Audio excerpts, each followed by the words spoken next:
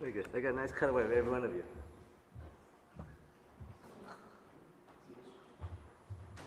Judge is not coming out, and she said this is how it will be for the duration of the trial. Thank you. You're welcome. Too close for comfort. Is everyone ready? Yes. Are you ready?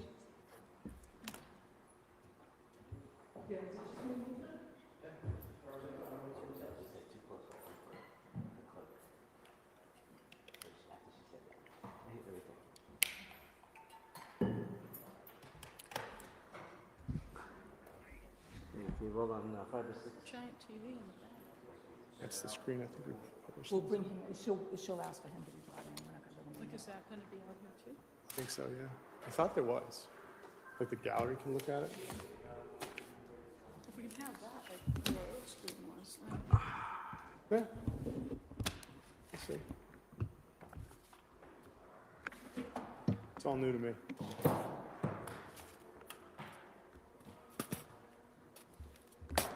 It's kind of the nice thing about not owning the process. It's like, I don't know. That's true, because if I knew more about it, then I would feel more Responsible. responsible for explaining it. Mm-hmm.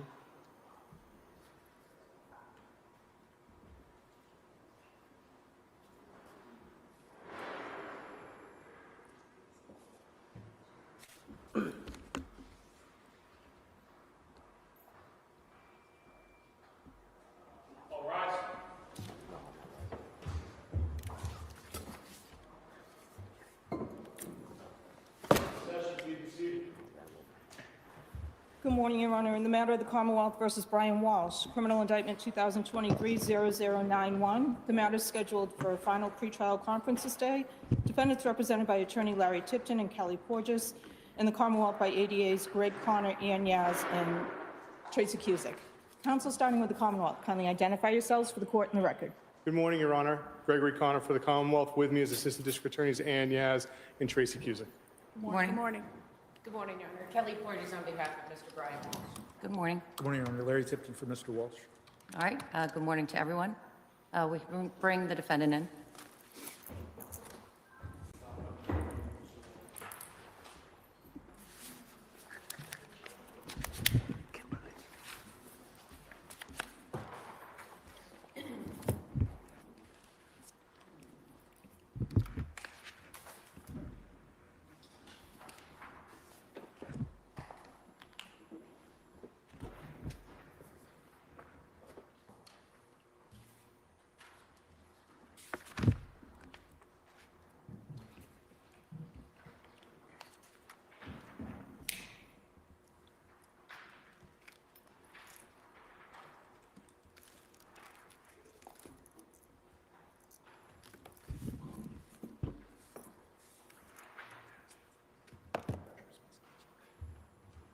Your Honor, with the court's permission, would you feel comfortable if Mr. Walsh remained uncuffed, at least his hands during the proceedings, so we can take notes? Check that with the court officers. I defer to them. I don't have any, as you probably know, Okay. I don't have any objection to that. Okay, I'll check with them. Thank you. I'll check with them when they come back in with them. Okay, thank you.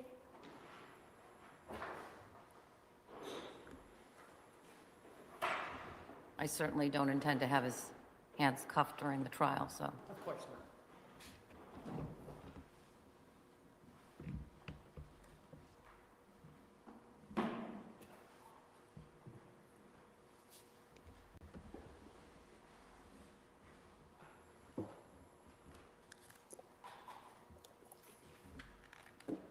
I bought one this weekend.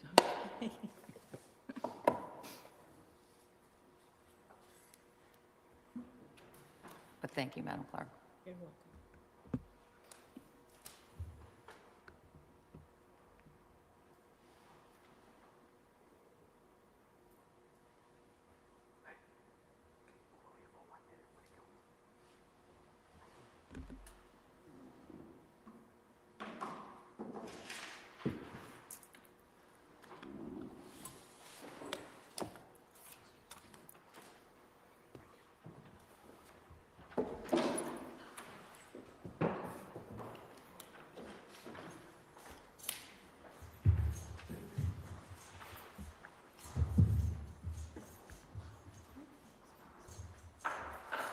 The motions that came in over the weekend?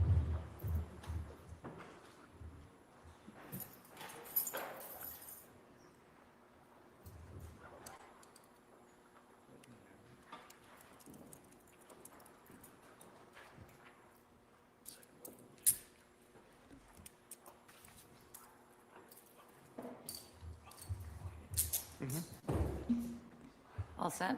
Thank you. For the record, the handcuffs have been removed from the defendant so that he can fully participate in today's hearing. So the purpose of today really is to go through the motions and eliminate, see where I can give you some rulings and some expected rulings. I always say expected rulings because I like to think of a trial as a living, breathing thing that evolves, not something that is pre-planned. So these are my best guesses. Sometimes I'm making actually affirmative rulings because I know enough that I don't think anything will change, but if it does change, I'll let you know. So I'll just start. I'm going to go through those motions that we went through a couple of weeks ago in the same order as they're listed. Instead of, I'll start first with the pretrial motions. And what we have left over there are the following. And before I move to the motions and eliminate, I'll give you an option to check in on others that you think that I might have missed. So the first motion that I think needs tending to is paper number 184, which is the Commonwealth's motion for use of streaming platform to prevent juror exposure to extraneous matter with an affidavit in support. The defendant did not object.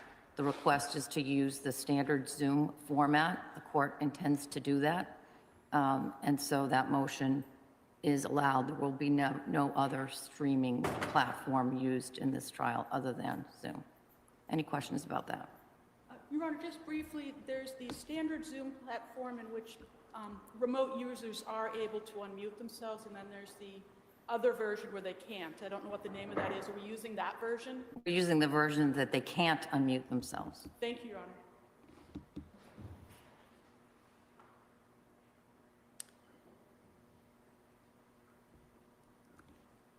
Paper number 185 is the Commonwealth's motion for an order to prevent juror exposure. This is called the stay away, no contact order, so to speak. I don't know that we're going to need it. It's hard for me to judge what is going to be the appetite for either demonstrators in this case.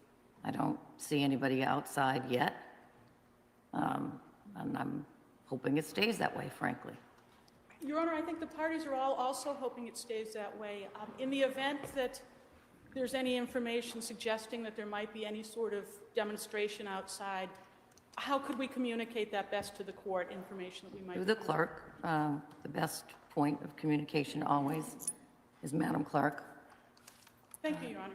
So if things change outside, and I have a skewed version of it because I sit out on the back, so I don't see what's going on out on the front of the building, but if it changes, you let us know, and I won't hesitate to order that, because of premier importance to me is keeping that jury that we pick in their fair and impartial state throughout the entire term of the trial. So the supplemental questionnaire, I'll get that to you today. I did add in, as requested by the defense, or I changed those 3 questions to be 3 separate questions. I added in the additional question that the defense asked. I think at the side of the bench on Friday, the Commonwealth indicated to me that it didn't have any additional edits to that. And I did see some motions came in this morning. I can't say that I spent a lot of time looking at any of them, but I did see that there was a revised witness list, which the Commonwealth eliminated witnesses that it no longer intends to call, and added a few witnesses. Which reminded me, so I'm going to, that witness list as abbreviated, we talked about cutting out the custodian of the records and adding in the defense witnesses to the appropriate subheading. And not on Friday, but previously, I think I said to you that, said to the defense to take a look at where I put them to make sure that I put them in the right bucket, so to speak. Have you had a chance to do that? And are you content with where I put them? I know I looked at it, Judge. I don't remember, but I think that it was fine, and I'll take a look at it before I leave today, but I think it's fine. Okay. So what I'm probably going to do is take the new witness list from the Commonwealth and then add those people back into the same spots that I put them on the prior version, rather than try to figure out who the Commonwealth took off. But sometime this afternoon, you're going to get the questionnaire and you'll get the attachment that I intend to, and just take a look at it for the final. We can always make changes in the morning. And while I'm on the topic of questionnaire, I think I told you, I think it's the most efficient way to get the information to you, and the least logistically challenging way is the way I've done it really in almost every case that I'm using a questionnaire now, which is those questions are designed in a particular way such that a yes response requires further follow-up. And so when that person comes in, and I'm pretty sure now that we're going to be impaneling in this courtroom. I didn't think that the last time I talked to you, but based on what's happening in the other courtrooms, I can't get a clear courtroom somewhere else. So we are going to impanel in this courtroom. We'll be using the whisper technology for strikes. When the person comes in and is seated, I will follow up on any missing information on the statutory questionnaire and any yes answers to the questionnaire. And then I have a few more follow-up questions if the person's still standing and is still a viable potential juror. One of the questions that I think I'm going to ask in that individual voir dire is to tell the prospective jurors that during the course of the trial, they need to agree not to be on any social media, and they need to agree not to watch the news in any medium. That's a big ask, but I think it's a necessary ask given the level of publicity, media coverage on the case. Anyone have an objection to that? No objection. Objection, Judge? Could I just ask a question, Judge? I looked at my notes from our last discussion. I read my notes to say you weren't going to give us copies of the questionnaire. That's right. So how do I do that? Yes. So you'll have a blank questionnaire, of course. And so what I do is I have the person come in, I tell them in the impanelment script, you fill that out, give us your honest answers to the questions, you fold it together, and you keep that document in your possession. Don't show it to anyone until you hand it to me. So they will come up to the side of the bench, they will hand me the questionnaire. I will then recite. Juror number 40 answered yes to questions blank, blank, blank, and blank. So you'll know what questions they answered yes to. And occasionally people don't answer, and they'll put a question mark, or they'll write something. And if that happens, I read literally what they wrote and where they wrote it.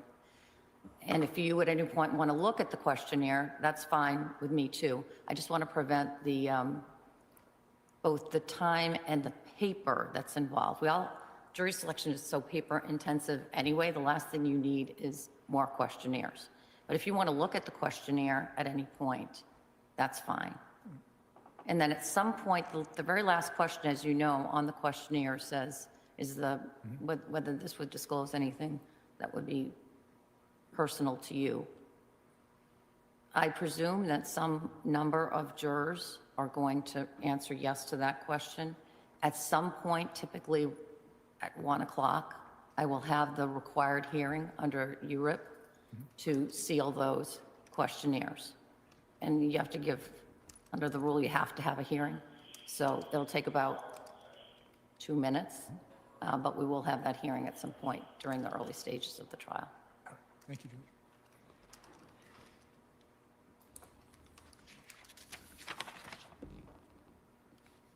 The Commonwealth filed a preliminary request for jury instructions.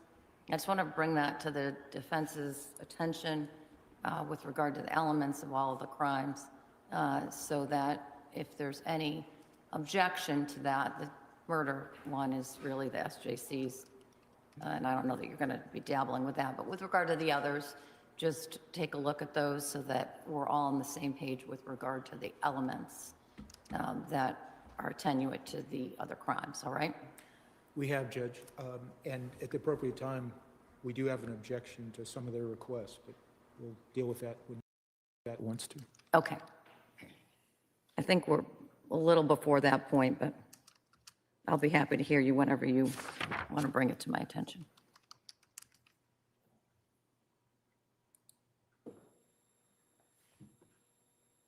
We've dealt with on Friday the motion for change of venue. And we also, I guess implicitly, if not explicitly, have addressed the defendant's motion for leave to conduct attorney-conducted voir dire to the extent that the defense is asking for panel. I'm not going to exercise my discretion. I'm going to do the traditional individual voir dire. And of course, you play a big role in that. That's all I have for non-motion in limine pretrial motions that I think that I could give you some rulings on. Before I move to the motions in limine, is there any other non-motion in limine pretrial ruling that you're looking for? Your Honor, the Commonwealth did file a motion for reciprocal discovery. Okay. The defense did provide us with a notice of intent to call Dr. Banerjee and an outline of Dr. Banerjee's opinion if she testifies. The Commonwealth is requesting the proposed potential testimony of Dr. Lakin and Joel Scolecti of Safos Corporation, who are identified as potential experts by the defendant, and also Dr. Dan Feria and Steve Verino of MVP Forensics, also identified as potential defense experts. And also Tim Creamer has been identified as an investigator. Commonwealth is requesting any statements that Mr. Creamer has obtained and also the substance of any testimony he may offer. We have no opinion, we have no reports, we have no statements. I will, though, provide them with a summary of what I anticipate the other experts would testify to. I'll do that. And All right, when can you get that to them? Pardon? When can you get that to them? Wednesday? Seems reasonable.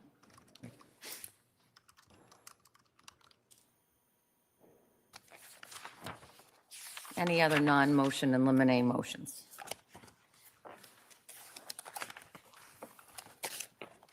All right.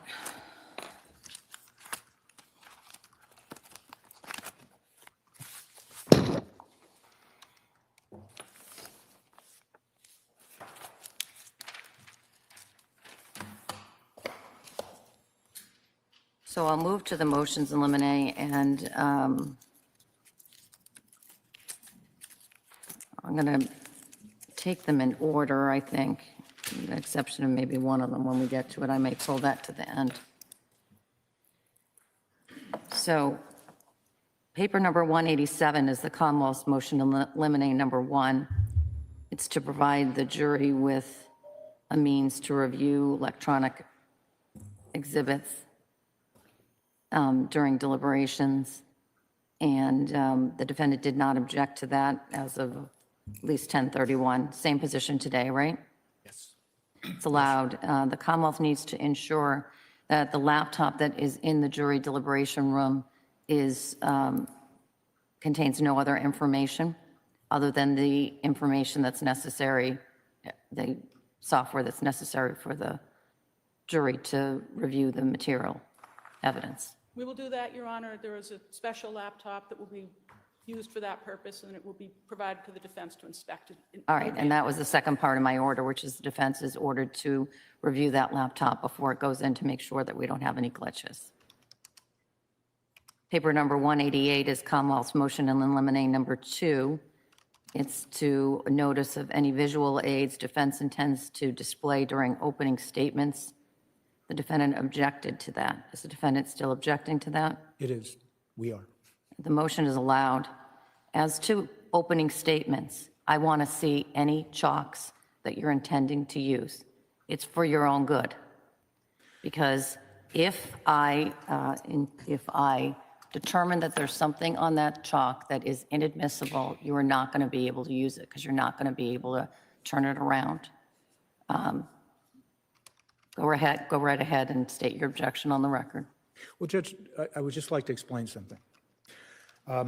I object to it for a very simple reason. I've been doing this for 20 years.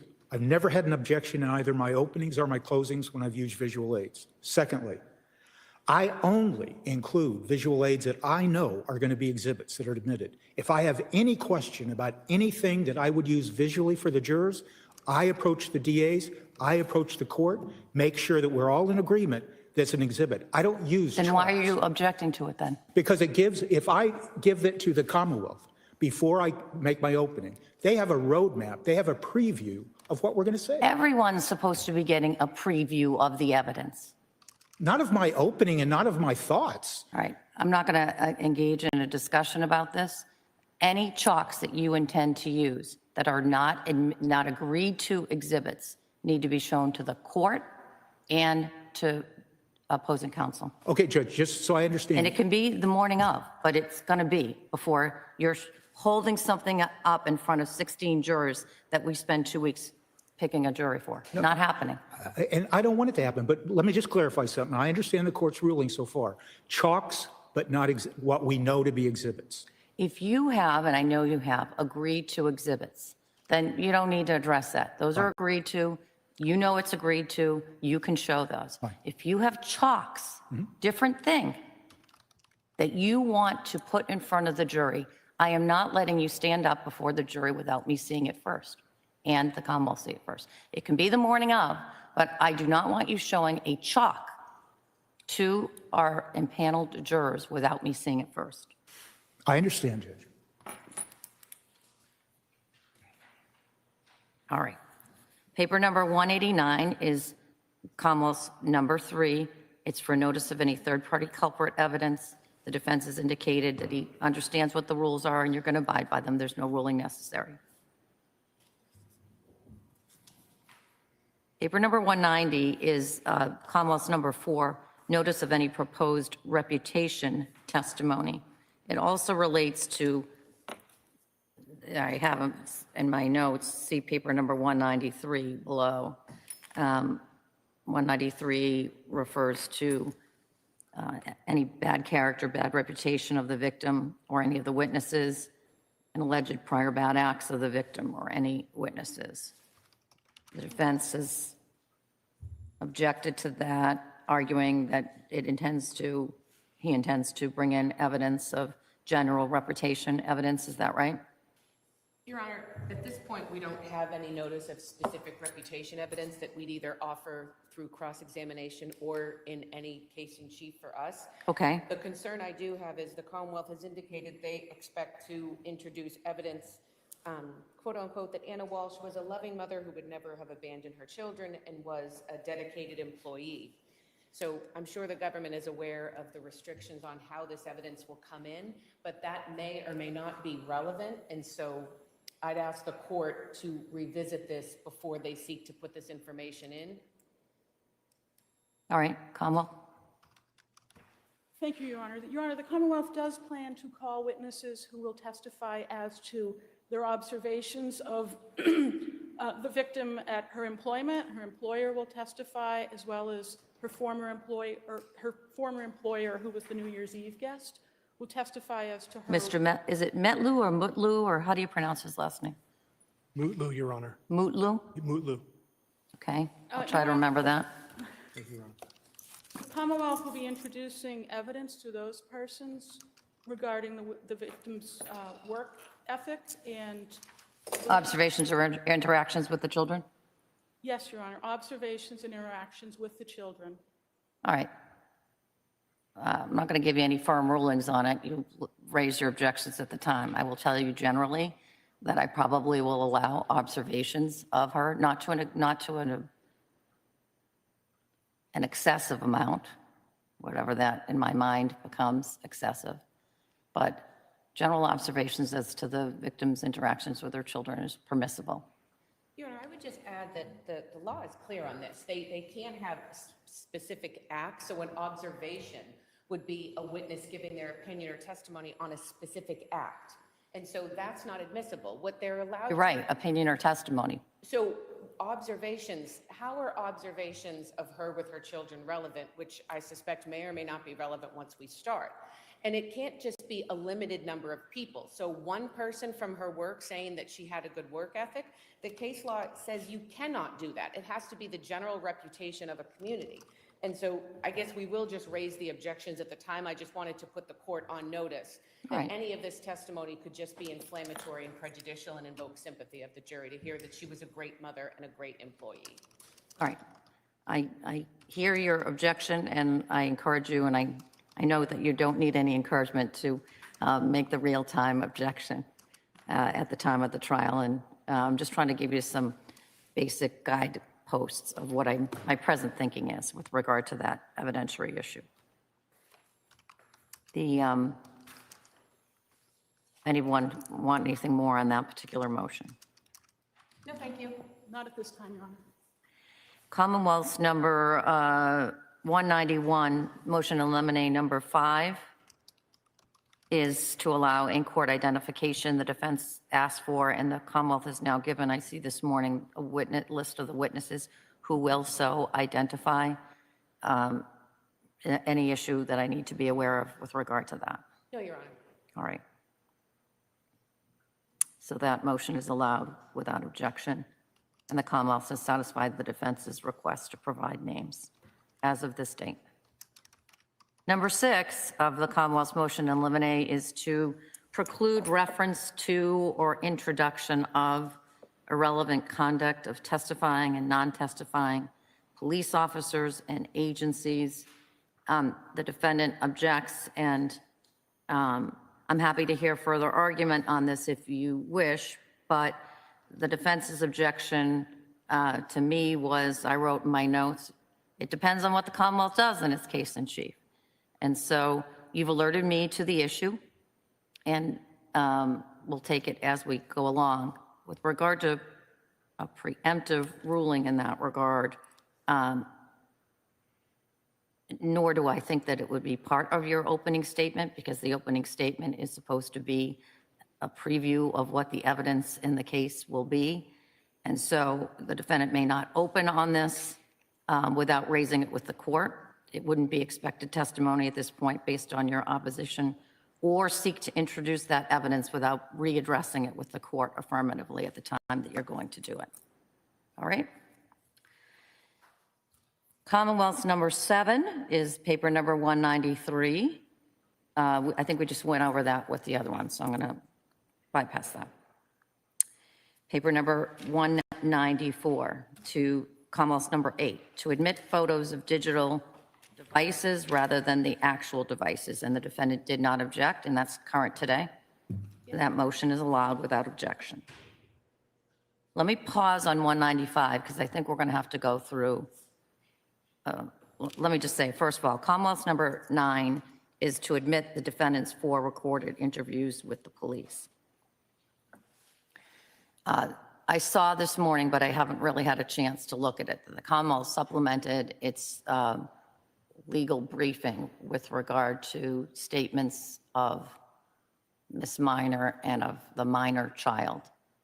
I want to look at that, and I want the defense to have an opportunity to look at that.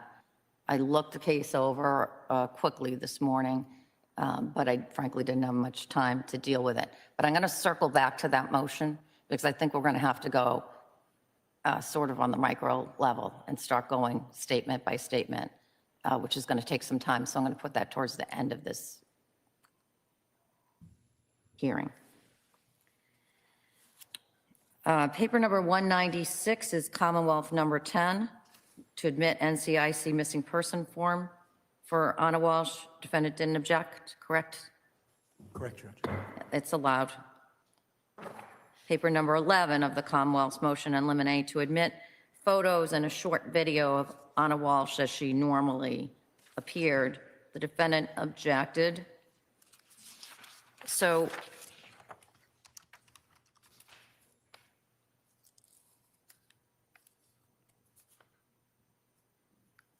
I haven't seen the video. Does the Commonwealth have a way to show me the video? I believe we could email it to you, Your Honor. I meant like right now. Your Honor, I have it on my computer. If you can give me a moment, I can walk up to the bench. That'd be great. Yeah. Generally, what is the video of? It's her with her 3 children on a rug in the living room of the home. And why is it important? The rug, an identical rug was found in the dumpster outside of the defendant's mother's home. Your Honor, I can approach, but just what might make it easy is the video is unnecessary. They could do a screenshot of the video which portrays the rug in question. If I can approach it, I can show you that. Yes. Yeah, sure.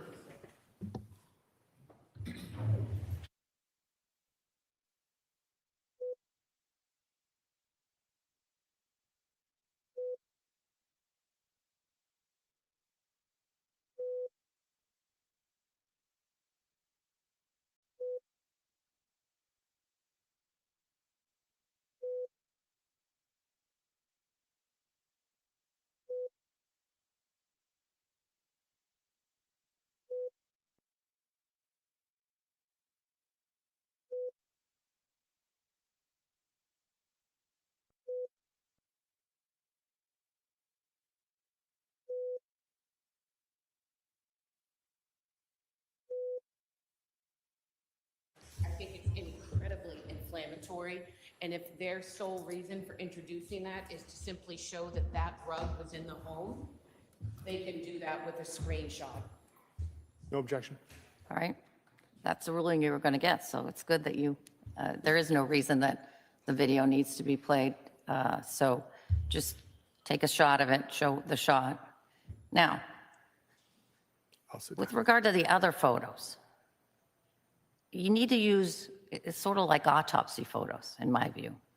Use the least number you can use to get, I understand that's one picture she's wearing a necklace and one picture she's showing the watch or something else. But use the least number that you can use. If I may, Your Honor? Yes.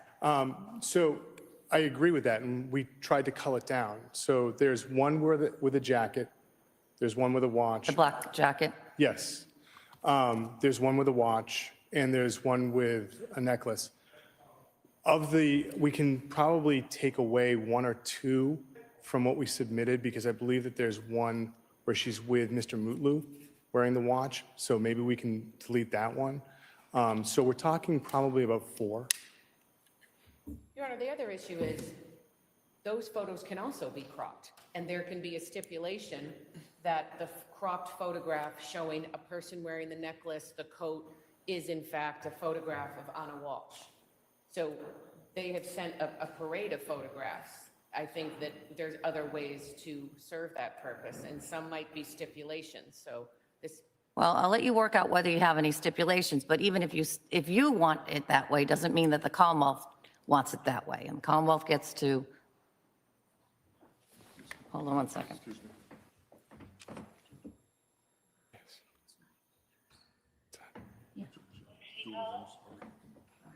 I gotta take a break. okay.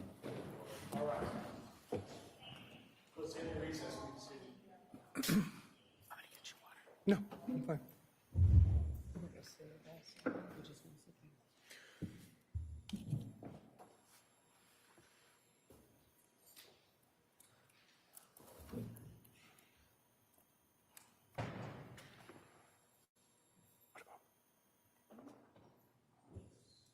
No, it's okay.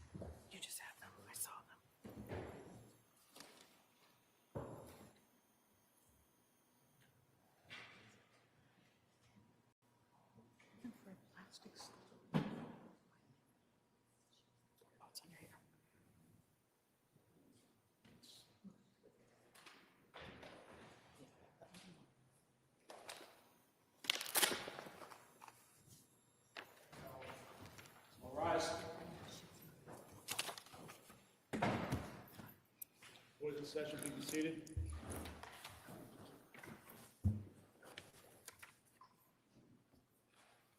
All right, I think I was saying that you may be able to reach a stipulation. I don't know if you can, if you can't. But I think I was just about ready to say that the Commonwealth gets to, within the bounds of the evidentiary bounds, gets to present their case. I appreciate the analogy to autopsy photos, and so let me go back and see if I can do something that's more palatable to the defense. That's frankly how I see it. I mean, I understand the significance of the various items that we've just listed to the Commonwealth's case, or I think I understand generally what the significance is to the Commonwealth's case. So I'm inclined to let them have the photos that they're going to need to make those arguments. But they don't need to be inflammatory. And so, yeah, just look through the lens of an autopsy photo. Thank you, Your Honor. I Comparable. appreciate that, and I'll work on it. All right. Commonwealth's motion number 12 to admit evidence concerning the defendant's federal charges. And the defense is opposing in part. I'll hear from the Commonwealth first on this one. Your Honor, we have actually attempted to develop a stipulation. The Commonwealth had sent it to the defense, and we haven't heard back as to whether that is something they wanted to stipulate to. We had been working on potentially reaching an agreement as to what information about the federal charges would come in. All right. Well, to aid you in your discussions, it seems to me, and this actually overlaps with regard to the one of the other motions with regard to the interviews. I understand the importance of the federal case in terms of the Commonwealth's argument with regard to motive, and particularly the timeliness of certain information vis-a-vis the time that the Commonwealth indicates that they believe the defendant did the acts that he's charged with. And the one area that I wanted to probe so that I have the information firmly in my mind, what the evidentiary significance of it is, the weight of it versus the prejudice, is the GPS. So my memory from prior proceedings on this case is that the GPS was not the way that the Commonwealth found out that Brian Walshe was at various places. That is correct, Your Honor. All right. It was not a GPS bracelet. What was it? It was a radio frequency bracelet that would go off if he went a certain distance from the home, and he would have allotted amount of time to leave the home to perform errands and drive the children. Okay. So there's no evidentiary, there's nobody coming in and saying based on how his bracelet, he was at X, Y, and Z. They found that from the phone, right? That is correct, Your Honor. They found All it right. through the two phones. So that seems to me to be both in the transcripts and also just to the extent that it's in any of the federal papers as a condition of release, highly prejudicial. And I'm not inclined to let the jury hear about that. It's not relevant to their decision-making, and they may, even if I give them a limiting instruction, may make it difficult for them to accept the limiting instruction. It doesn't have any evidentiary value. Okay. So anything with regard to both in the interviews, which I know we're tabling for later on, and or in the federal records, that seems to me to have very little evidentiary value to the Commonwealth and has a potential for prejudice to the defense. So that won't be in. Understanding you've made a ruling, can I make an attempt to change your mind? Sure. All right, thank you, Your Honor. I appreciate you giving me this opportunity.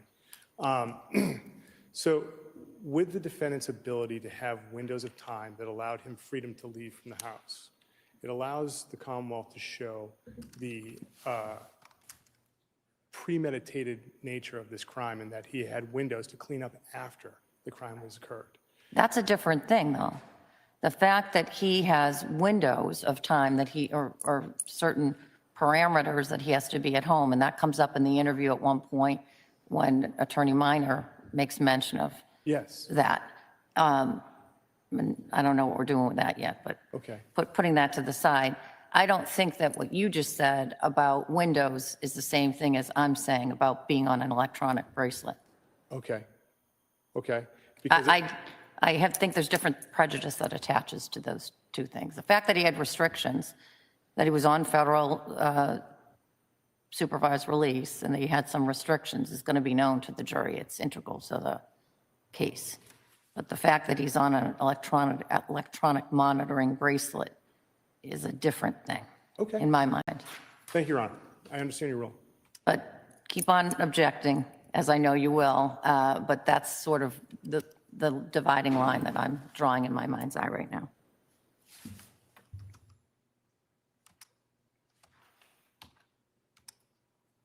And keep on working on the stipulation. Yes, Your Honor. Paper number 199 is Commonwealth's motion in limine number 13. It's to admit the victim's out-of-court statements, evidence of her state of mind, and the defendant's motive to kill her. The defendant is opposing it in part. I'll hear from the Commonwealth first. Thank you, Your Honor. The Commonwealth would seek to introduce the victim's out-of-court statements to Alyssa Kirby and to Mr. Mutlu and to Mr. Fastow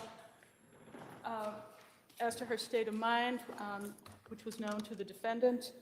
Your Honor, certainly the defendant, the evidence will show that the victim had a meeting with a friend, Ms. Kirby, on the 29th of December and told her about the big argument they had had over Christmas. Give me a timeline, because I want to have this in my head. She comes home on Christmas Day. Yes. Anna comes home on Christmas Day. She drives because she missed the flight. She spends much of the day driving, and then she gets there on the evening of the 25th. Yes, Your Honor. I believe it'd be around 8 o'clock. When did she drive back? She leaves on the 26th of December, Okay. And she drove back to DC. and she drove back to DC And then she returns back to Boston by flight on the 30th. on the 30th.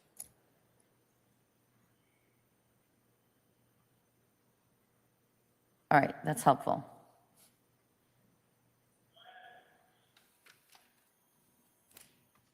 All right, go ahead.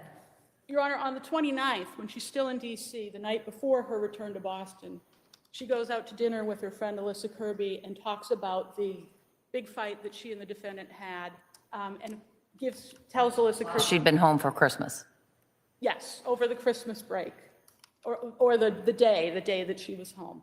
She tells her about that big fight, that she gave the defendant an ultimatum, that she had learned that the reason the children weren't with her was because of the defendant and his attorney, and that she had told him essentially to just resolve the case, even if it meant taking jail as a result. And I know Your Honor has reviewed the paperwork, and it is a little more detailed, some of the statements of the grand jury. Your Honor, I would suggest that this is admissible because certainly it shows the victim's state of mind, that she is prepared to do what she needs to do to take her children down to DC to be with her.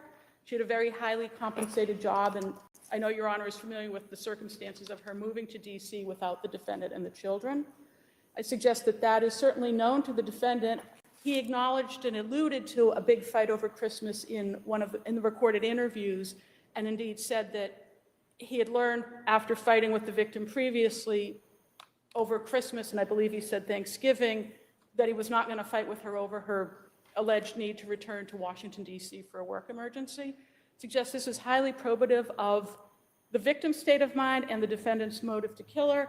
It also shows that he is aware of this. He's searching Mr. Fastow's name. He's searching for divorce. And he is conducting those searches in between. I believe the search for Mr. Fastow was on December 25th. And then he's searching for divorce, I believe, on the 27th. His mother then hires the private investigator to investigate Anna's, whether she's behaving appropriately for a married woman. That's on the 28th. Certainly suggested all of this is highly relevant to the victim's state of mind and the defendant's motive to kill her and what happened in that home on the 1st of January. And with Mr. Mutlu, there is some testimony about Anna Walsh had some conversations with him, I believe on the 28th. And Mr. Mutlu's testimony is a bit indicating in some of his statements that some of it he might have learned from other people, but some of it he did learn from Anna. And certainly the Commonwealth would be very careful to make sure that we were only eliciting what he learned from Anna, not something he had heard from somebody else. And I would suggest that that should all be admitted in this case. All right. Defense? Thank you, Judge. Your Honor, the problem I have is the Commonwealth is also cherry-picking parts of these conversations. The dinner that they're speaking about, her and her friend were out until 1:30 in the morning, a night that ended at a karaoke bar. So there was probably copious amounts of alcohol, I would assume. But that goes to the weight the jury chooses to give to it. But in the context, I think it's important. The other thing that the Commonwealth didn't seek to introduce is the fact that Alyssa Kirby at the grand jury, at her grand jury testimony said that they had a very open and honest relationship, and that Anna wanted him to do whatever he had to do so the family could be together. And further, she didn't say that she wanted a divorce or was going to leave him with this ultimatum. Specifically, Anna supposedly said to Alyssa Kirby that she wanted him to choose life because he had been so depressed. And even if he had to go to jail, that will be waiting for you when you get out. So I think they're not only cherry picking what portions of this conversation they want to put in, they're overstating the relevance, especially in light of the case law. When you look at the cases that talk about state of mind, they cite Castano. That was a situation in which the witness had told the defendant in that case that she wanted to end the relationship, that she had rejected his anniversary presents, not only was ending the relationship, but has packed up his bags. And when the police responded to the scene, there was in fact a packed suitcase of the defendant's items at the door. That is not what we have here, let alone to that level. In Martin, the statements that the government was seeking to introduce were basically statements in history of physical abuse, violence, of her trying to take the children from him. That is not what we have here. Half of the conversation to Ms. Kirby was how she wanted her family together. They had an open relationship. Couples fight, so to say they had a big fight on a date, she was late for Christmas and they had 3 children. This was not earth-shattering motive to kill information. So I don't think it's fair that these conversations with Alyssa Kirby come in. And certainly if the court does see value in those statements as the case develops, then the doctrine of verbal completeness would force the court to allow all those statements to come in, because this was one conversation. So that would be our position with respect to Alyssa Kirby. With respect to Jem, I think there needs to be either a voir dire or some clearing up of what he heard from other witnesses and what he specifically heard from Anna. And again, Mr. Mutlow was with them on New Year's Eve into the 1st of January until about 1:30 in the morning. And he's also described the night as joyous, that they had a happy marriage. The federal case had been going on since 2018. They had been weathering this storm. And so again, if they're seeking to introduce statements, I think that the full conversation would come in to show the context, and we need to figure out what exactly Mr. Mutlow heard directly from Anna. All right. So let me give you some guideposts. The defense in its opposition cites to Qualls, which is sort of one of the earlier and seminal cases on state of mind evidence. And, but I'm not persuaded by the defense's argument with regard to what Qualls stands for in light of Castano and in light of, which for the record, Castano's at 478 Mass 75, a 2017 case, and also look at Commonwealth versus Bins, B-I-N-S.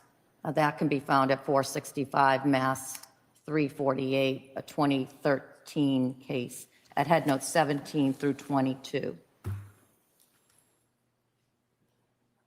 Under that case law and other cases that I looked at, it is very likely that I'm going to allow Anna Walsh's statements to Alyssa Kirby, the limited purpose of establishing her state of mind as is relevant to the defendant's motive to kill his wife, to the extent that such state of mind evidence includes statements describing his defendant's prior bad acts, his federal case, honest statements will be admitted, and with a limiting instruction that it is limited to show the defendant's motive and not to show that he had a bad character or propensity to commit any other criminal offenses. There's a limiting instruction that is posited by the court, the SJC and Benz. It's on the bottom of top of page 419. Take a look at it. That's what I'm likely going to give you. I think that the parties need to do a little bit more work with Jem, and they will, as the Commonwealth gets ready to prep him for his trial testimony, and obviously be in touch with the defense with regard to what that pretrial work reveals with regard to statements that were made directly to him from Anna, as opposed to third-party other evidence that would not be admissible. Yes, Your Honor. With respect to William Fasto, there's one notable exclusion or sustained you're going to hear. The statement that she makes to Mr. Fasto about she doesn't know what the defendant would do if he were to find out about the affair is not her state of mind evidence and is not admissible and is Understood. prejudicial. So don't go there. Yes, Your Honor. And then, of course, with regard to the doctrine of completeness, I think the defense has an argument there. And so I'm inclined to let them bring in the other statements. And you can oppose it if you want, but that's sort of the guidepost that I'm setting right now. Understood.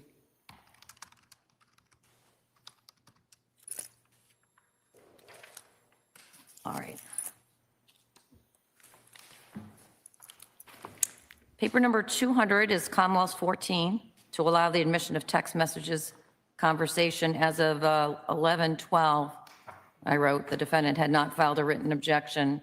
I think I invited that at our last hearing, and I'm guessing that you didn't because it's 801D2 stuff, but you let me know if it's otherwise.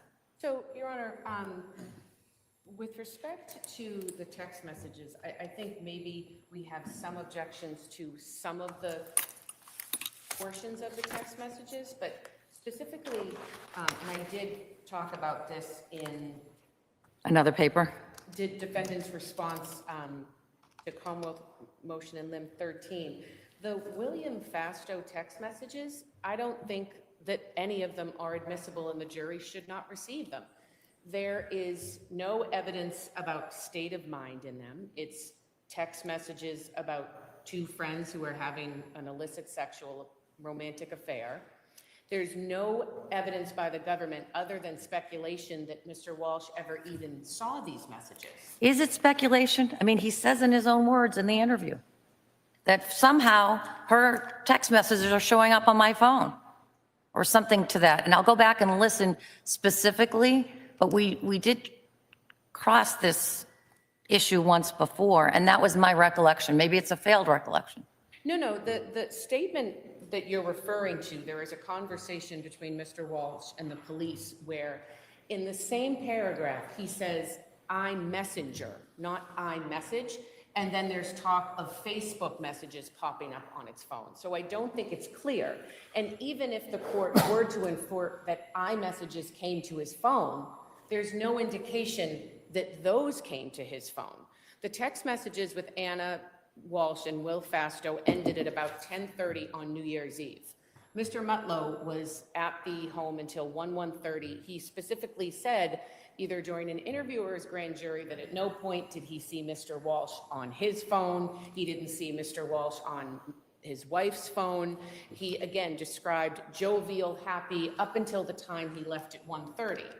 So I think it's a very thin speculation that he saw these messages. If a foundation is laid during trial that indicates that he did see them or he did know them, it would be different. But otherwise, these text messages are hearsay and they're not admissible for any purpose. How are they hearsay? In order, and what I'm focusing on is what in them, is to prove the truth of the matter asserted?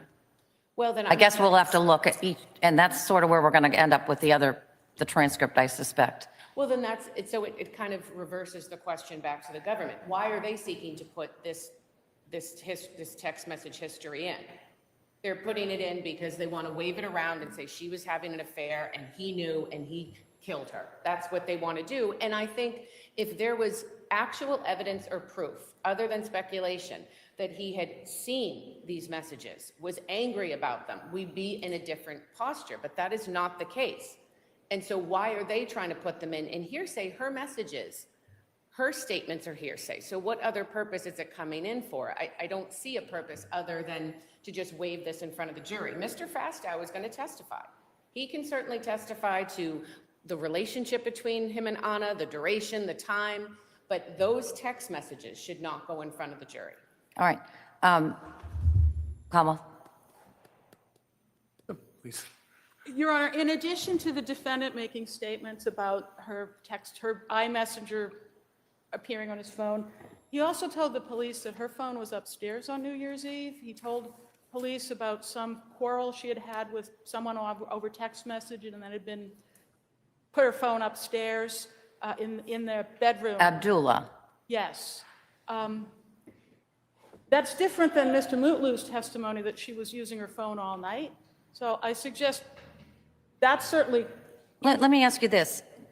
Based on the forensic work done on the defendant's phone, is there any evidence that he was on his phone that night? No, Your Honor, there's not. Okay. That's the phone that was Missing. misplaced. Right. But you do have evidence, this has been the subject of other motions, that on the first and into the second, that there was some manipulation of that phone to unlock it. So I guess what I asked you, and it was a sort of a void in my mind of whether there was any evidence that he was on his phone on the 31st, and the answer to that is no. The first time his phone was manipulated was at, I believe, 7:35. In the morning of the 1st. All right, just trying to get the facts in my head.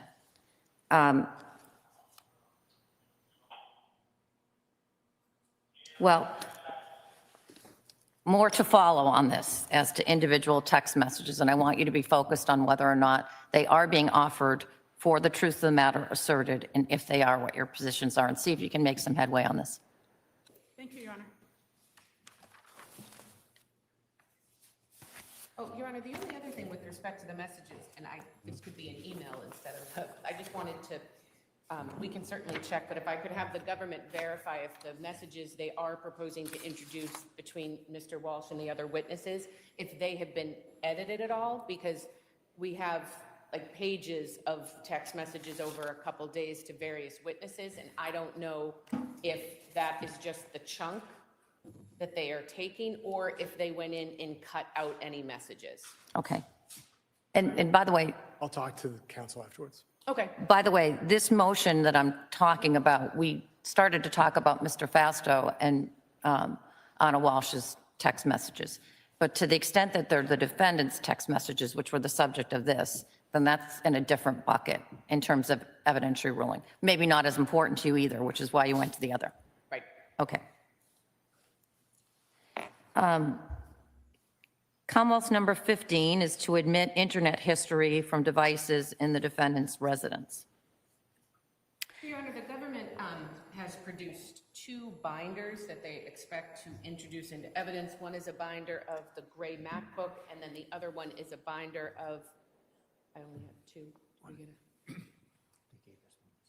Oh, okay, we have 3 now. All right. So we appreciate that. Are these for my own, sorry to interrupt you, but are these similar, if not the same, from what came into grand jury? They're not the same to what came into grand jury. Okay, because I'm familiar with those from the prior briefings. This is significantly more material than what came into the grand jury. Okay. Is it the same sort of format, though? There's a search and then the result of the search?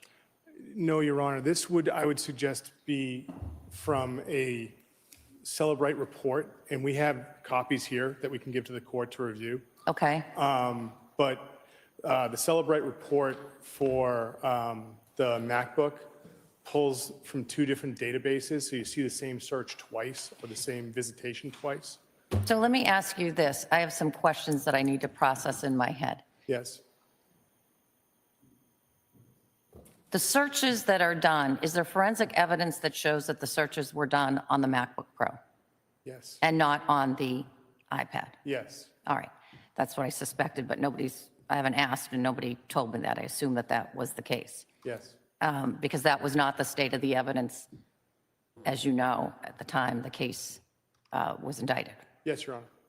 So,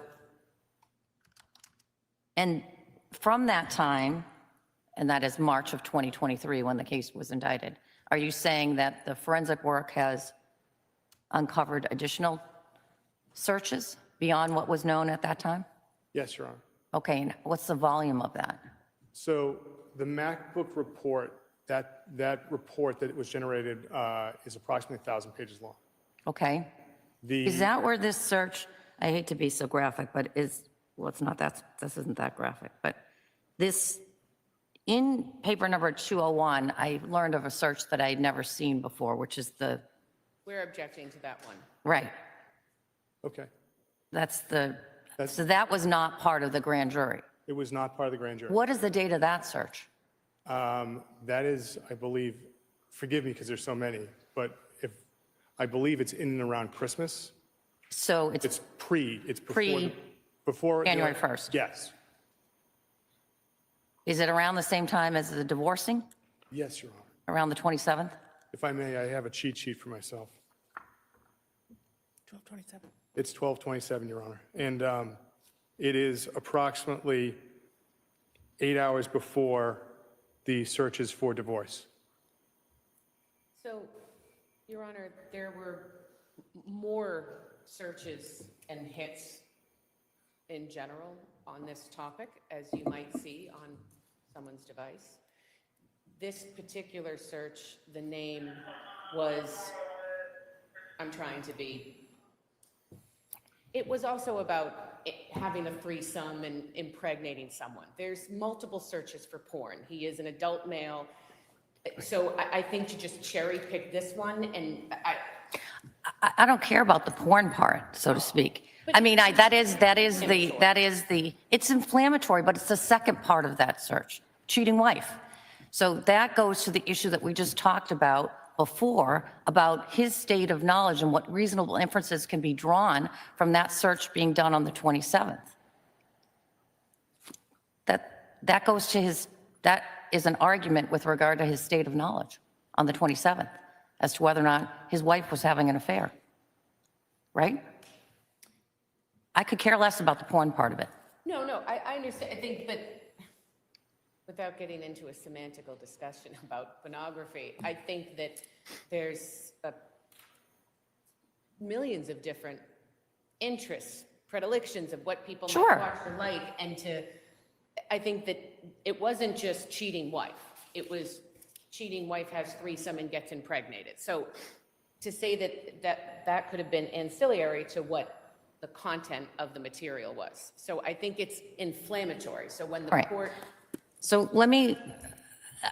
there's this body of evidence of searches now that are not in my mind because they were, and it's not that it's inappropriate, that's why we have these hearings.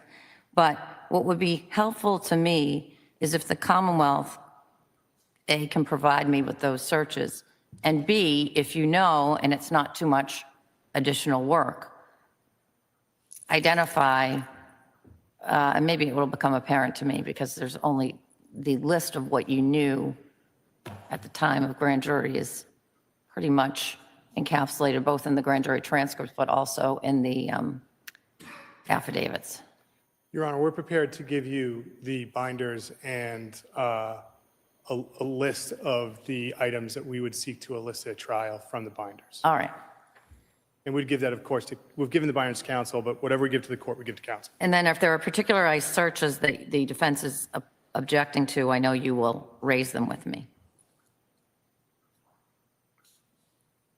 And as a matter of logistics for how the jury is going to be presented this is even the stuff from grand jury, which I printed out because I'm still old school.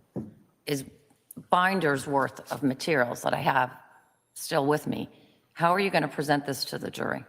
So, Your Honor, we have, that would be tagged as an exhibit, a binder, but then it can be Viewed. broadcast on these different monitors.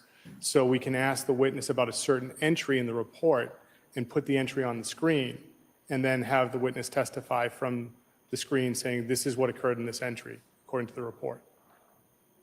All right. Just an awful lot of material for them to absorb. We understand that. It's also important material to the I Commonwealth's case. understand. And so it's not an easy examination, but we do believe that it's important, and we've tried to make it as streamlined as we can. All right. Your Honor, too, just so the court is clear, I believe the government's position is that they're going to put in 3 or 4 actual binders into evidence, so the jury is going to get a giant binder of 1,000 pages. And so at what point does that become cumulative and prejudicial when they just drop by? And I'm just trying, is there a way to streamline this, or is there a way to cull some of it? Maybe that's something we can all work on. I just wanted the court to be aware that that is the intention. More to follow. More to follow.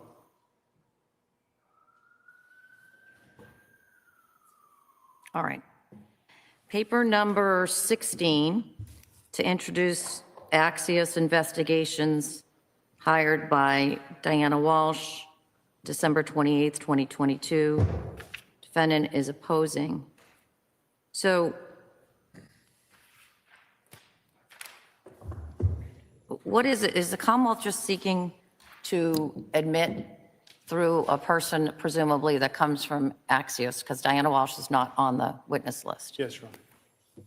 So, We listed her as a witness, Your Honor. We don't know if we're going to call her, but we did list her in an abundance of caution. all right, I'll make sure that she's, I apologize, Your I Honor. don't think she's on there. It She's could not be on a the list. clerical error, but Okay, so keep that, so that, It's also present in the court right now, Your Honor.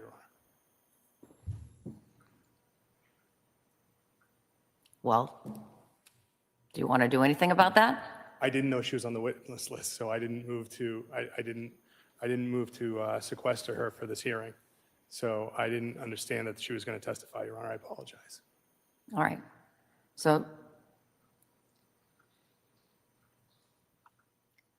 I can tell you what I would intend to introduce at trial from Axios. It's just very simple, a contract that was executed. right, which I've seen. Yes, It's a grand jury exhibit. yes, Your Honor. What's the objection to that? So, Your Honor, what's the relevance of someone who the government isn't calling as a witness to introduce something that they did on the 27th of December? Well, the relevance, and frankly, I'm going to ask that Ms. Walsh leave the courtroom. Thank you, Your Honor. I can speak more freely in a moment.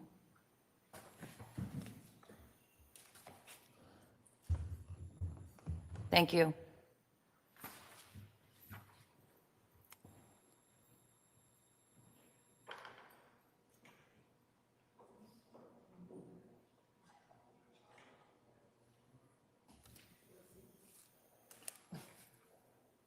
So, Your Honor, the evidence that the government has provided us suggests that Diana Walsh contacted Axios Investigations on December 27th through email and phone calls, that she signed the contract, that she paid for it. In the grand jury testimony, Jeremy Dozier states that Diana Walsh specifically said, "I don't want my son to know about this."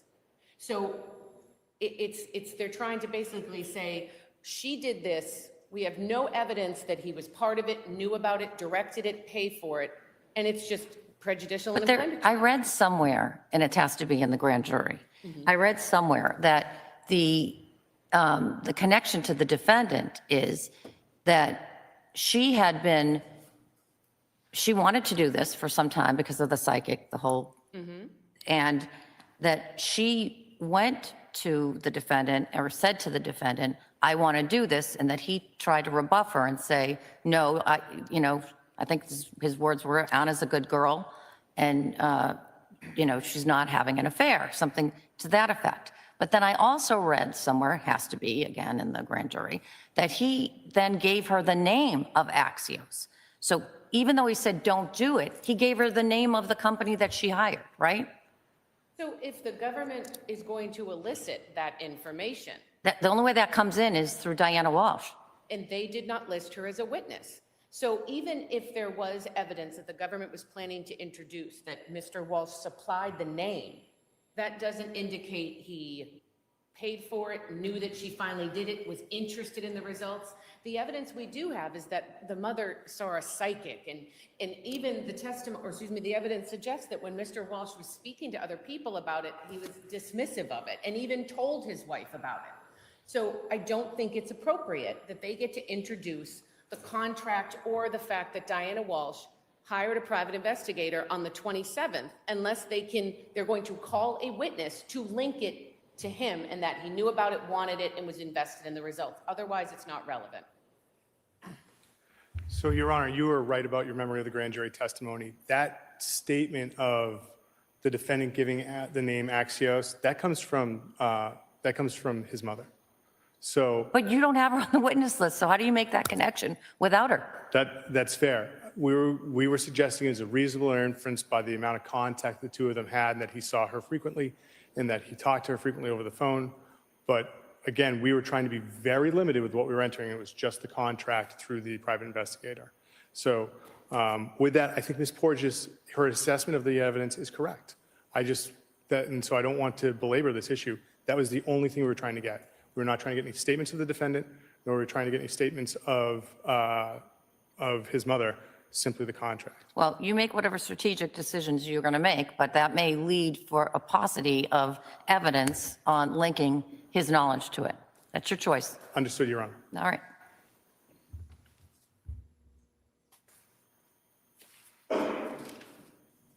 Number 17 is paper number 203, and no objections to the calendar. There isn't, Your Honor, but given the fact that my understanding is that there's going to be a blank calendar and items or notations may be placed on it, and I'm assuming then that is going to go to the jury. If that's the case, then the defendant would also like access to also add or denote things on that calendar, and we can color code it, we can figure out a way, but that's what I would ask for. Or we can have two calendars, which seems superfluous if there's one. We were just looking to give each juror an empty calendar so they could make their own notes and it would be part of their notebook, not something like that witnesses would be using. So if Okay. they just want to give a blank calendar to the jurors so they can keep track of days, then that's fine. Yeah. Yeah, it just got confusing during the grand jury. All right. 206 is allowed, sequestration of witnesses.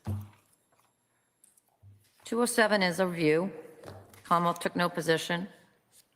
Your Honor, may we be heard sidebar? Yes.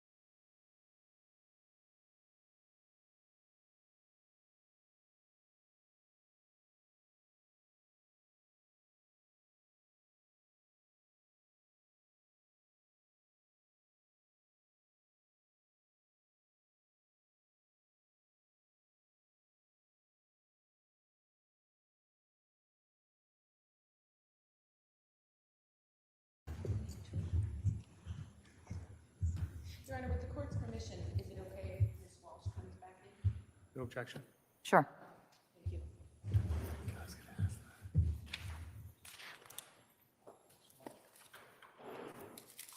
So paper number 208, which is now we're moving to, did move at paper number 206 to the defense's motions in limine.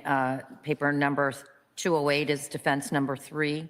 That is now mooted and requires no ruling.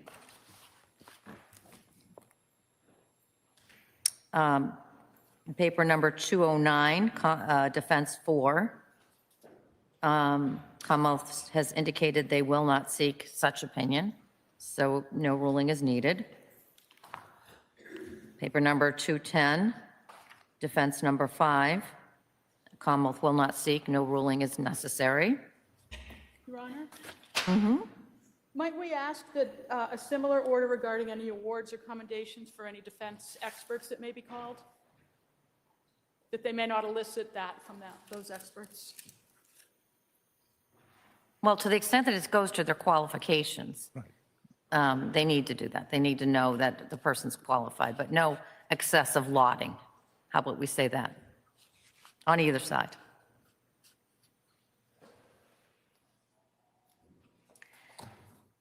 Paper number 6, defense's motion in limine regarding any opinion that the defendant knew about the extramarital affair, and that was opposed by the Commonwealth at paper number 230. And as I understand the respective positions of the parties, is the Commonwealth's position is it's not seeking an opinion as to that, but is going to plant breadcrumbs such that a jury could, or could not, but they're hoping they could, infer the same. That's right, Judge. They've told us they're not eliciting an opinion, so that Right. answers that. So that seems to be the line that the rules of evidence draw as well.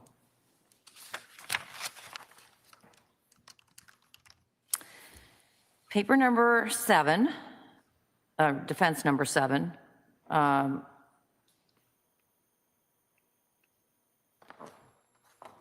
What did I write here?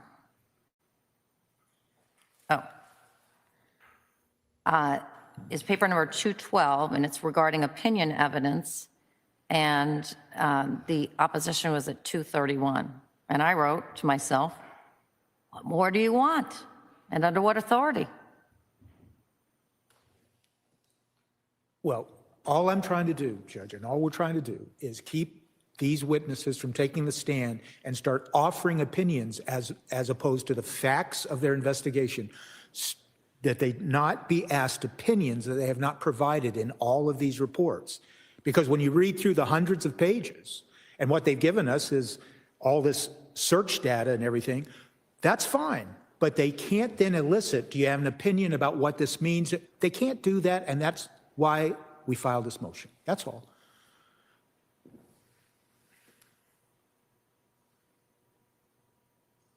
I'll hear from the Commonwealth. Thank you, Your Honor. Your Honor, we've provided voluminous discovery in this case. Certainly, we expect that the witnesses will testify as to what they did in conformance with their reports. They'll explain their reports to some extent, but the defendant has all this material that has all been provided. So we would, if there's something specific they're looking for, but again, the witnesses will not stray beyond the reports that have been provided. All right, then we have no disagreement. As an aside, by the way, it is somewhat surprising to me as I was looking at this issue, how little is said about experts in the context of, or how little is required by the rules, in stark comparison to the civil rules.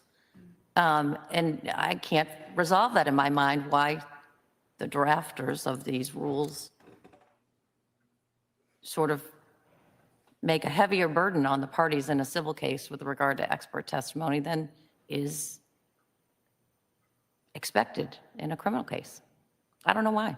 Curious. If I may? Yes. I suspect it's because in criminal cases, you have procedural due process bumping up against substantive due process, and that's not present. Wouldn't you think that would then err to the side of more disclosure for the defendant? I think less, because fair trial strategy, and that might might be different. That would be my thought. My thought when I was sitting in the back is, why don't they have to produce what they have to produce in a civil case? But I don't write those rules. I just try to interpret them. I don't want to belabor this point at all, but I remember Stephanie Page filing motions for depositions because you allow depositions in civil cases. Right. And we were always shut down saying no, and we asked the same question the court's asking. Well, I'm asking that question, and I almost never allow depositions in a civil case, even of the experts, but regardless. It's just a curiosity. Anyway, defense number 8, paper number 213, opposed at 232, and then another rebuttal at 281. To exclude defendant's request to consult with an attorney or statements of prior counsel. And I got more on that today, I think, too. Let's pause on that one. Bad acts, 214, paper number 9 for the defense. I think we've discussed this. It's opposed by the Commonwealth in a partial opposition at paper 233. And I had written to myself in my notes, question to the defendant specifically, what additional statements from the recorded interview does he want to exclude? But we're going to get to that in a minute.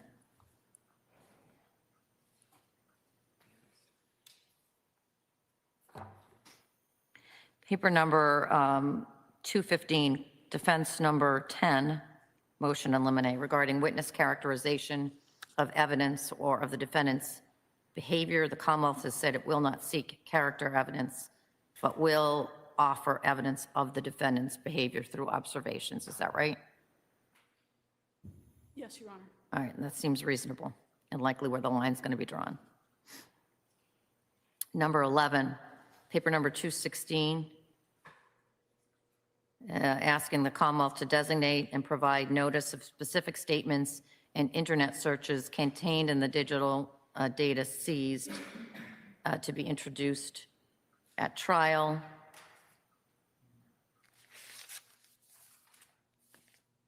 Anyone wish to be heard more on that issue? Your Honor, the Commonwealth did file a responsive pleading, paper 234. I saw that.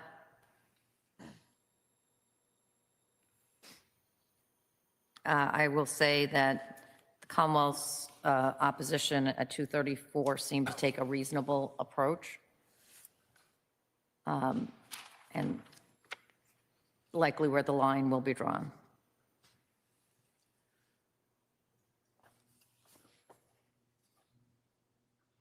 Is the pillowcase and the pillow, that's all over, right? There's nothing there. We're not going to introduce it, Your Honor. And there's nothing other happened with regard to the, this is just a hanging, dangling from the prior motions, the dinosaur, teddy bear, that's nothing I need to worry about. Nothing you need to work on. We sent counsel a list of photos we were intending to introduce. I think that we cropped out any images like that, and so if there's any issues, they'll let us know. All right. So how do we take on this, what the remaining issue that I really want to address today, and then I'm happy to talk to you about anything that you need to discuss with the court, is these transcripts. And I had about 5 minutes to look at the case that the Commonwealth has now cited in its most recent briefing of this morning, and I want to give it a closer look. But one way that we can approach this is to literally go line by line. I know that the defense has indicated, and I appreciate the way that this was laid out in the briefing, because it makes it very clear as to what it is that you're seeking and helpful. So I appreciate the work that you did to get that in that shape. And you've stated your objections. So one way I could do this is to just go through on this list that you gave to me and rule at some time between now and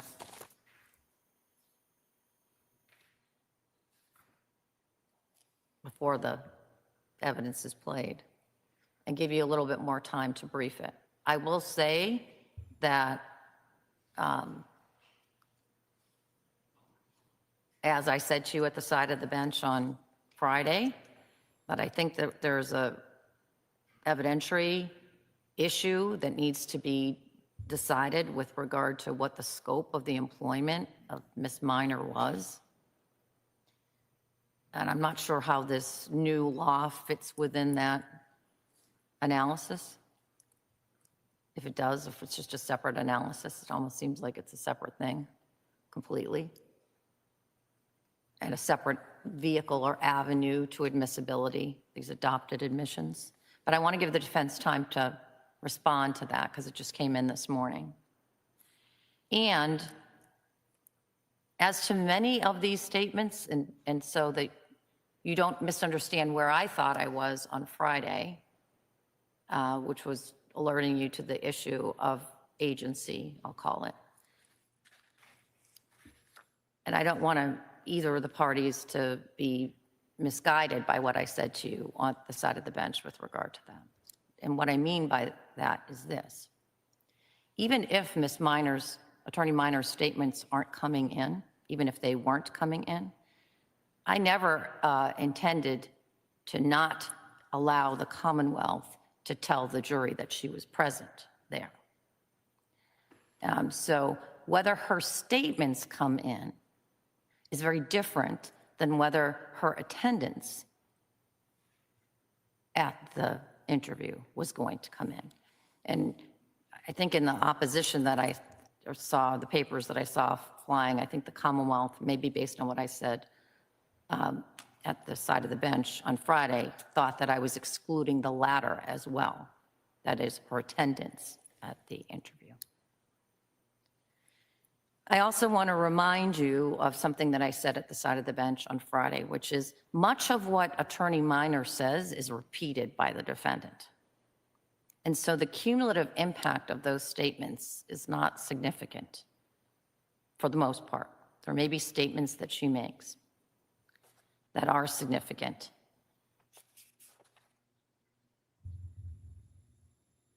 It seems to me, and I'm sure the defendant is going to ask for the humane practices instruction.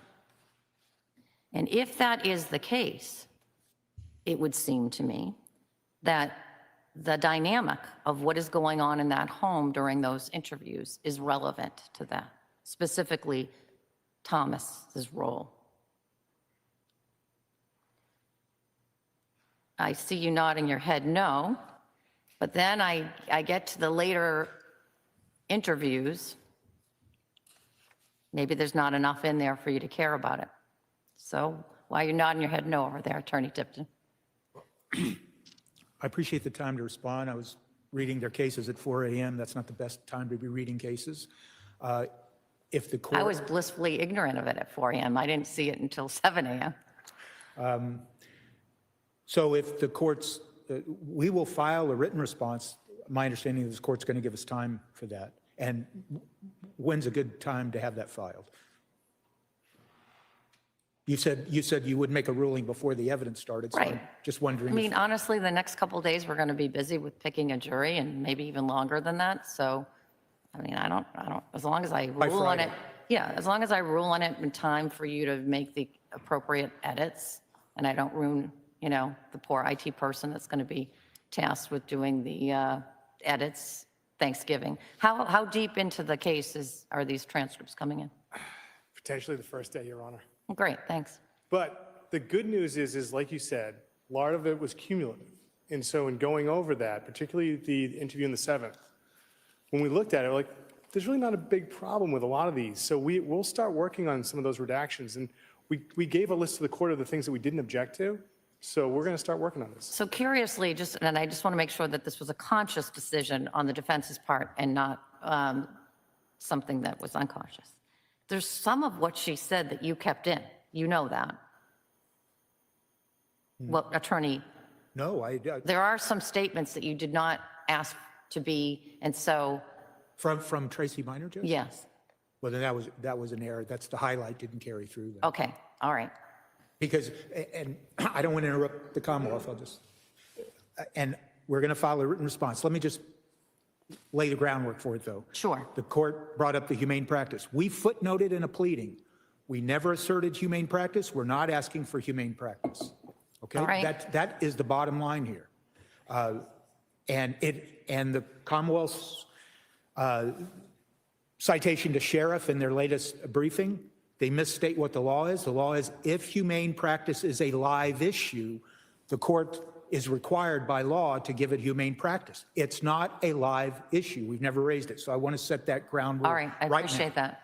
2, I understand what the court just said about you never intended to indicate you were going to exclude the presence of Tracy Minor. Our prejudice, contrary to what the Commonwealth argued in their brief, in their memo they filed last night, we made it very clear what the prejudice is. The prejudice is from the fact that Tracy Minor is there and all these statements are being made. Not the statements necessarily of Tracy Minor, but the statements of the client. And we made clear what we think the prejudice is.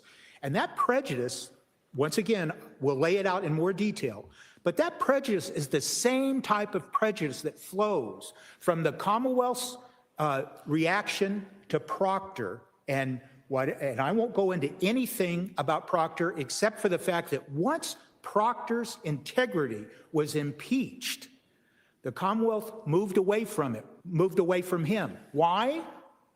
Because his impeached integrity reflected on this office, the Norfolk County District Attorney's Office.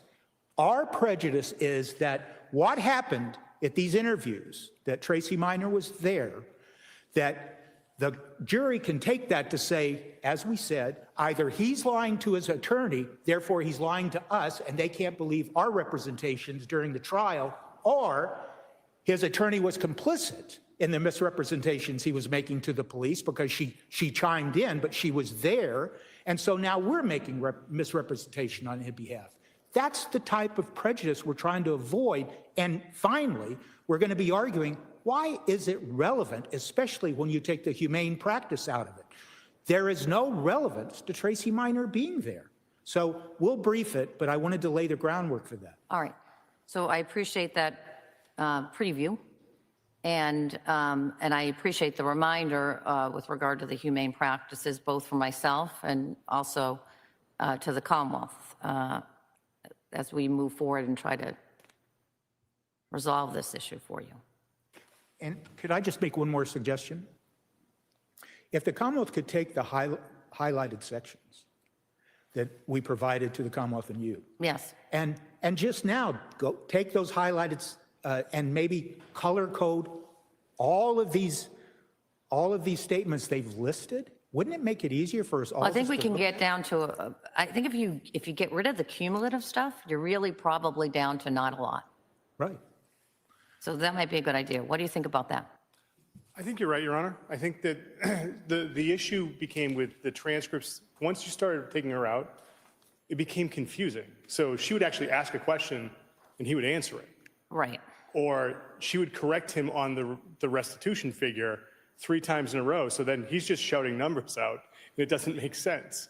So a lot of it was just confusing with what was being proposed. So we're trying to go back and be more strategic about this. All right. And so my goal is to make things clearer and easier for the jury Yes. than confuse them. And so to the extent that you're having that situation where there's a question that she's asking that he's answering, and it's cumulative, the relative prejudice, I understand the argument, and I'm not ruling on it right now, Attorney Tipton, because once she's there for one answer, she's there, your argument is going to be the prejudice attaches. I understand the argument. But it's also incumbent upon me to provide evidence to the jury that they can, in a manner that they can consume it. And if it's doing so, once I balance the prejudice in a way that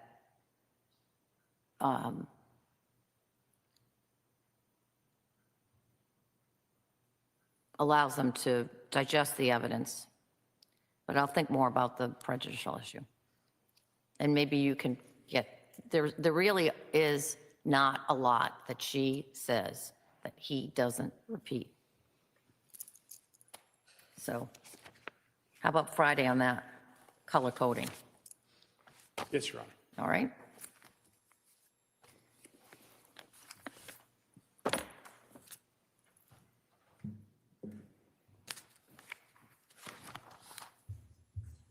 That's all the motions eliminate, right?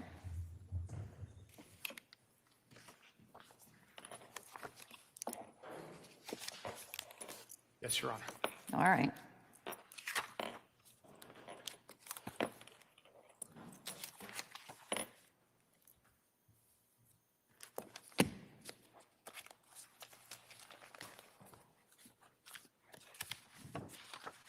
So,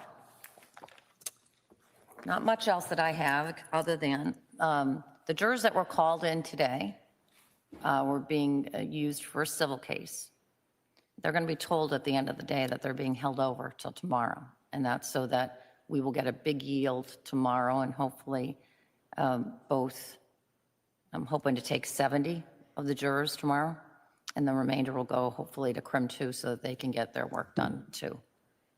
And then every day they're going to be held over. So we will have jurors right through till Friday because as you know, typically we don't get jurors on Friday. And we'll seek to 16. Any questions that you have lingering that you need answered between now and tomorrow morning on anything? No, but I would ask to come to sidebar on an unrelated matter to this case, Okay. when the time comes. Anything the Commonwealth needs? No, Your Honor, I think that we'll work together and try and figure out some of the other issues we've talked about today. I've been keeping a running list and just trying to make sure that we stay on schedule. All right. I will see you at the side of the bench.